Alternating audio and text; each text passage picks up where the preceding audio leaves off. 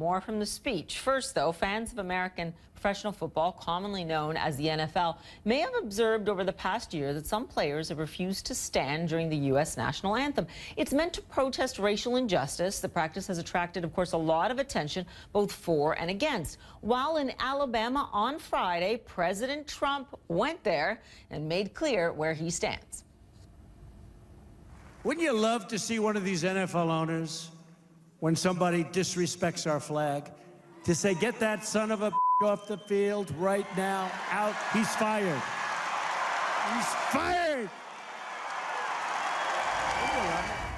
Yeah, he went there. Kneeling for the national anthem became a hot-button issue largely because of this quarterback. Number 7, Colin Kaepernick of the of the San Francisco 49ers. Now, some players on other teams have also adopted the practice, but Kaepernick's silent protest came at a steep price for him. He was dropped by the 49ers after 6 seasons, and no other NFL franchise has offered him a spot. Now, many of his fans believe he's a solid quarterback who's being unfairly blacklisted by the NFL because of his actions. Some of those fans have launched a campaign hoping to persuade a team to let Kaepernick play while he's still in his prime. With us now from Los Angeles to discuss this is Renee Davis. She's a sports reporter for Cache Digital, and thank goodness you're here, Erica. I mean, This has really set Twitter ablaze. People can't believe that the president actually went there. What do you think the reaction will be in the coming days? Thank you, Paula, for having me on. First of all, I have to say that as Americans, we really have to question the integrity of a leader, of the president of the United States, of a leader of the free world, who uses such a global stage to use such vitriolic speech. Second of all, I have to remind people that this country, this great country of America, was built on immigrants protesting. Secondly, I have to say that our settlers literally committed genocide to get this country, to secure this land. And finally, I have to say that America was built in large part on the backs of slaves, on the backs of people whose blood, sweat, and tears who look like Colin Kaepernick. I really hope that the NFL takes this as a learning moment and makes sure that people feel free in their First Amendment rights. Colin Kaepernick has been vilified for kneeling.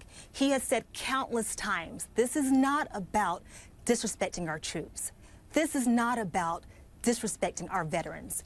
This is about bringing light to a very sensitive, polarizing subject that the mainstream media often wants to sweep under the rug. Erica, this was incredibly controversial even before the president spoke. Now that he has spoken, coming down very staunchly on one side of this, what kind of effect do you think it will have?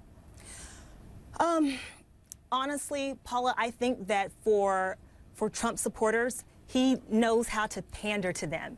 So for those people, this will continue to rally their less than kumbaya, I guess if you want to say in layman's terms, feelings for Black American men. But for people who are more progressive, who want to embrace change, who want to open their hearts, who want to, make sure that everyone has equal civil rights in this country, who want to make sure that Black men in the streets are not treated unfairly by law enforcement officials. I really hope that this brings light to this issue now that Donald Trump has spoken about it on such a global platform, and that people will speak out against Donald Trump having said that tonight in Alabama. It's an interesting perspective because it's been very divisive. You're saying that perhaps it can be in some way, shape, or form productive as well. Erica, thanks so much. I'm so sorry we have to leave it there as we just have other things to move on to, but we do appreciate your perspective. We thought it was an important story to highlight. Appreciate it. Thank you, Paula, for having me. I appreciate it. Now some news just into